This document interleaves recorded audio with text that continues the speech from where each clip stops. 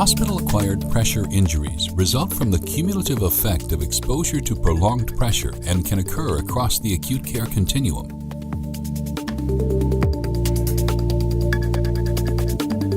During the course of care, a patient may spend hours on a stretcher in the emergency department, then on the operating room table or interventional radiology table.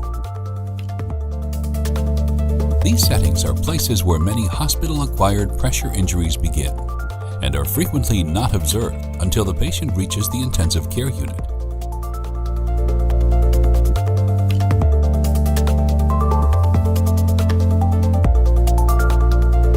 In surgical procedures lasting longer than 3 hours, tissue perfusion can be compromised.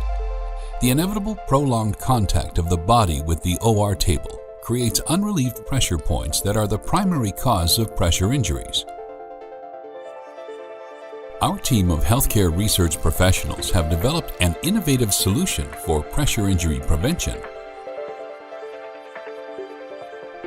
Multiple rows of geometric nodes within the surface operate by inflating and deflating dynamically in alternating sequence every 5 minutes to provide tissue offloading, thereby relieving pressure points on compromised patients.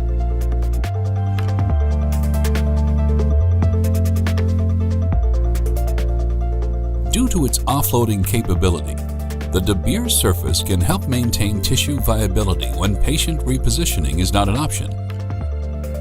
Patient stability is maintained throughout the procedure with the low-profile design of the surface that is less than 1 inch in height when fully inflated. This alternating pressure technology has been used successfully in thousands of surgical procedures. Dabir surfaces represent a revolution in healthcare technology from a company committed to improving patient outcomes.